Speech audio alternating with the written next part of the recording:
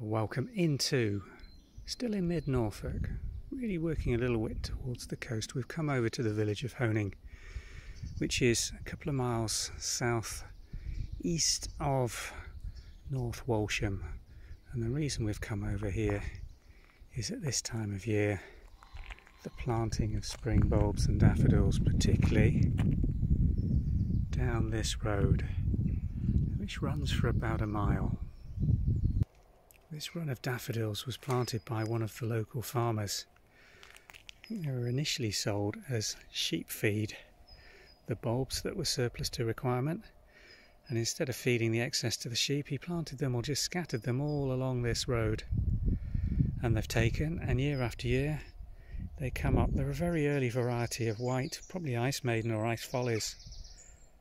It's a beautiful part of the country. Some very nice real estate. Just look at this. I presume Honington Hall or Honing Hall. I always want to call it Honington, I don't know why. There is a very similar named village in Norfolk. Lovely planted parkland and a beautiful 4-storey. Looks Queen Anne or Georgian. See if we can get a better view of that for you. Here we are a little further down the road. Peak season for these is March, I guess, 20th of March. They tend to have the Daffodil Festival. We missed that a little bit. We're into middle of April now. Said I'd give you a better view of that. Georgian house, just look at that. Beautiful piece of Norfolk real estate.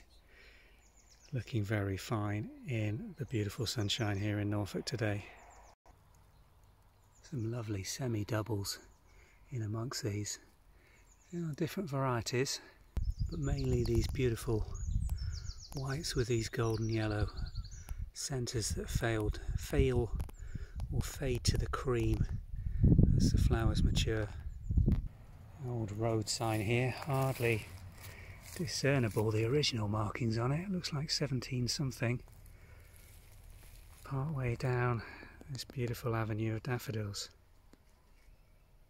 We've made our way down now to St. Peter and St. Paul's Church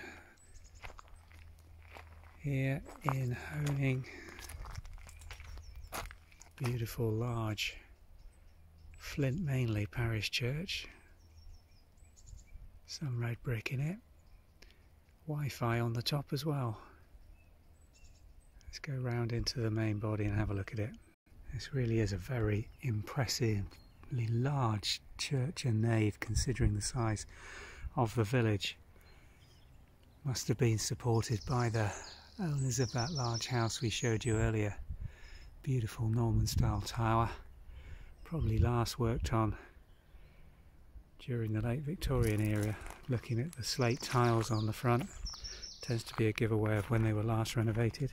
Sits on very high ground looking down over the village, which is below me to the south beyond this woodland. Very peaceful spot. Let's go and have a look in.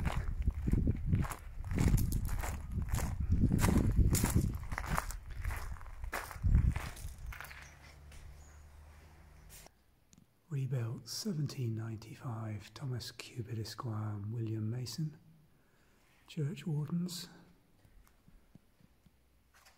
Impressively tall. Beautiful oak beams.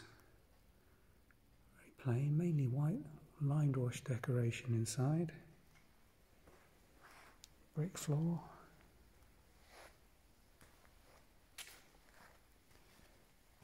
And the 17th and 18th century inscribed tombstones along the aisle. Beautifully simple. I assume the patron's coat of arms.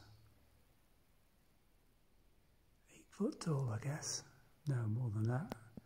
It's very high up and very large, with the frame probably around 12 feet. This is the raised base of the bell tower. Single rope coming down tends to suggest just one remaining bell. So many of these were fitted with a peal of bells, but subsequently sold for renovations and upkeep and maintenance costs. And the old carved stone font with its cap